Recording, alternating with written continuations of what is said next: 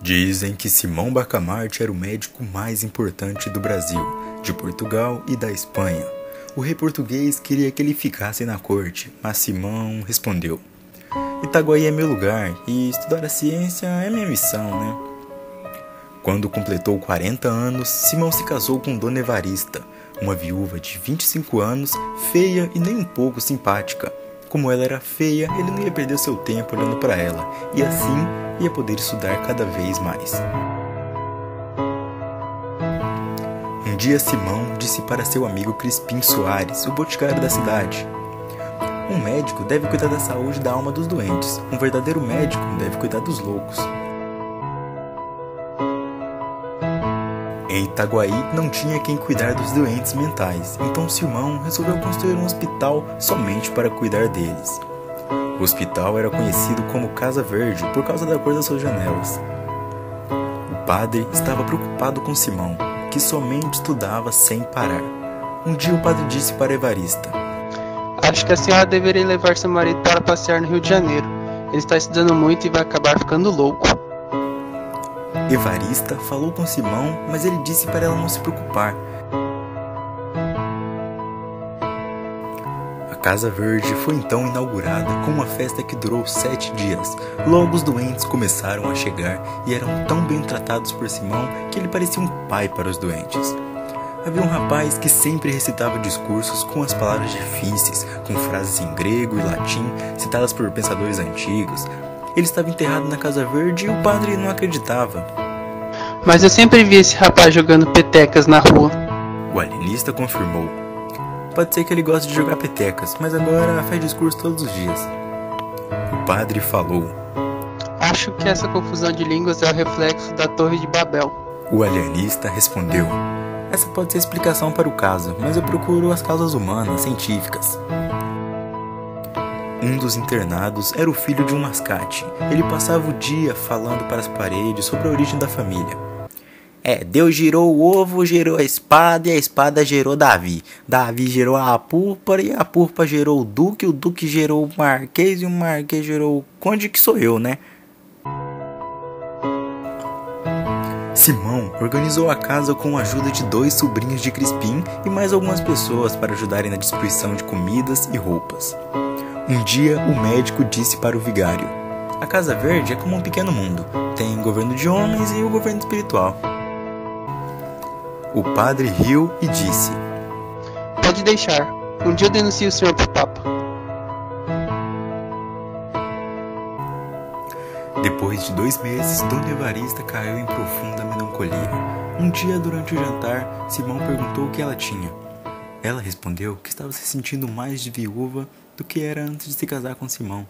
E tudo isso por causa de meia dúzia de lunáticos. Dona Evarista levantou os olhos corosos para o teto e então o alienista disse para ela: Eu acho que está na hora de você fazer uma viagem para o Rio de Janeiro. Dona Evarista, apesar da felicidade não demonstrada, disse que só iria viajar se ele fosse. Simão então respondeu que ela poderia levar sua tia. Mas vai ficar muito caro, Simão. Não importa, estamos ganhando muito dinheiro. Simão então mostrou as contas da Casa Verde e então mostrou as moedas de ouro que ele estava guardando. O alienista aproveitou e fez uma insinuação maldosa. E tudo isso por causa de meia dúzia de lunáticos. 4 dias depois, a população de Itaguaí ficou espantada ao saber que tal Costa tinha sido internado na Casa Verde. Impossível! É verdade, foi recolhido hoje de manhã, mas ele não merecia! A população indignada. Costa era um tipo de pessoa que emprestava sem juros a sua riqueza que foi herdada do seu tio. Aos poucos, perdeu tudo o que tinha, e com o tempo ele foi perdendo o respeito da população. Com o tempo, Simão começou a internar todos que viam pela frente. Um outro médico da cidade disse para um paciente que a Casa Verde era uma prisão, e essa opinião foi se espalhando pela cidade e as pessoas começaram a concordar, mas todos ficavam quietos. Simão Bacamarte mandou mais 20 pessoas para a Casa Verde e as pessoas começaram a falar que o médico era louco. 3 horas mais tarde, 50 pessoas foram jantar com Simão e Dona Evarista. Os convidados fizeram muitos brindes e elogios à esposa de Simão. Ela era a musa da ciência.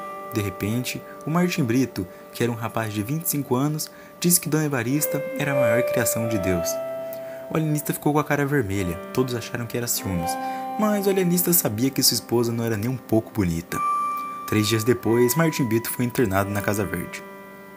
No dia seguinte, o José Borges do Couto Leme, o Chico das Cambraias, o escrivão Fabrício e muitos outros foram internados.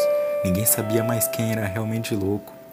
As pessoas saíam de casa para trabalhar e corriam o risco de não voltar. Algumas pessoas fugiam para outras cidades. Gil Bernardo foi um dos que tinha fugido, mas foi preso. Era um rapaz de 30 anos, muito educado. O alienista achava que ele era educado demais, então resolveu prendê-lo.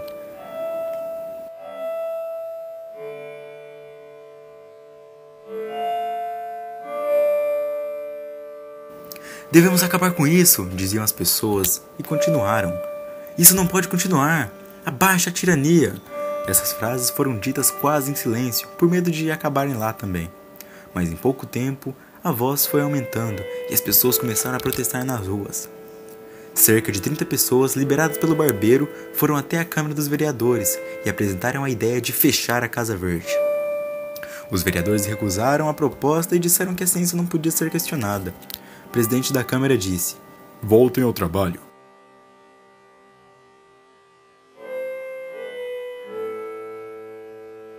O barbeiro disse que eles iam fazer uma rebelião e iam destruir a Casa Verde.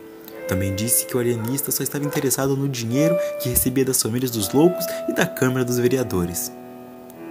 Mas o presidente respondeu: "Isso não é verdade. Faz 2 semanas que recebemos a carta de Simão Bacamarte dizendo que não queriam mais dinheiro da Câmara." As pessoas ficaram surpresas com a notícia, mas eles não iam desistir, queriam ver a Casa Verde destruída. "A Casa Verde é a Bastilha humana!" disse o barbeiro.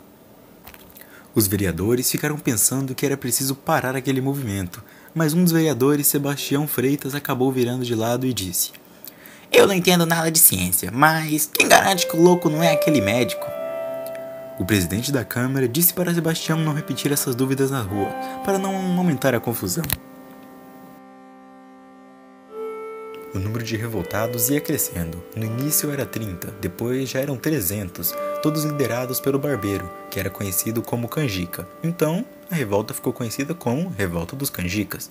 Muitas pessoas apoiavam o movimento. Dona Evarista ficou sabendo da rebelião logo no início. Um dia, um moleque disse a ela que o povo queria ver o alienista morto. Ela não acreditou, mas o moleque insistiu. "Não é mentira não, senhora. Papo reto sem caô. Eles estão dizendo que o Dr. Bacamarte tem que morrer, tá ligado?" Dona Evarista ficou pálida e petrificada, mas o moleque parecia feliz, pois agora a senhora ia ver que ele tinha razão. Depois de um tempo, Dona Evarista tomou coragem e foi falar com seu marido. Ela chamou a atenção dele várias vezes, até que ele se virou e perguntou se ele estava doente.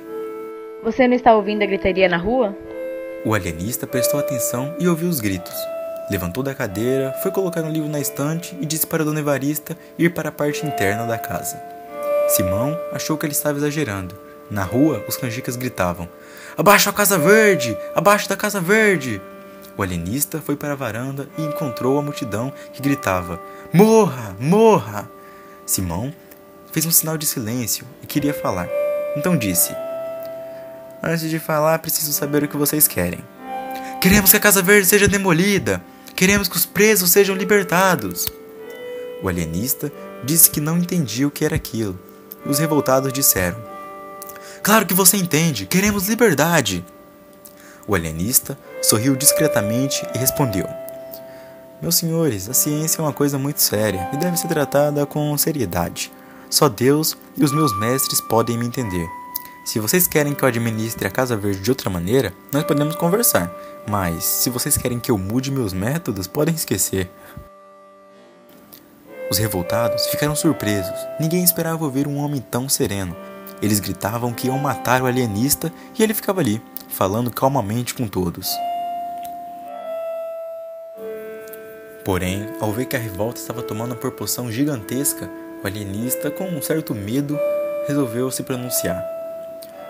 Todos os pacientes vão ser libertados, pois vejo que grande parte da cidade está internada.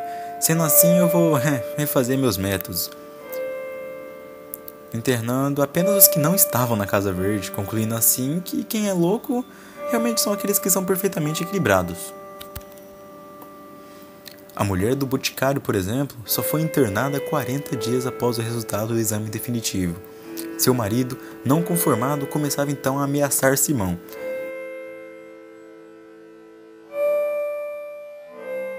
Após 5 meses, os familiares dos internados protestavam para que a Câmara fechasse a Casa Verde. Tentaram até subornar com Angica, porém, como ele já havia errado no passado, ele optou por não colaborar no protesto. Enfim, não deu certo o protesto, pois a Câmara não aprovou. Simão ia de um lado para o outro, pensando, e perguntou para si mesmo: será que todos estavam doidos e eu curei um por um? Ou será que apenas pareceu que eu curei um por um, que eu encontrei apenas o perfeito desequilíbrio do cérebro? E seguiu pensando até tirar uma conclusão. O cérebro tão bem organizado que eu curei eram tão desequilibrados quanto os outros. Eu não ensinei nada de novo para eles. Tudo já estava lá. E 20 minutos depois seu rosto se iluminou. E então o alienista pensou: é isso!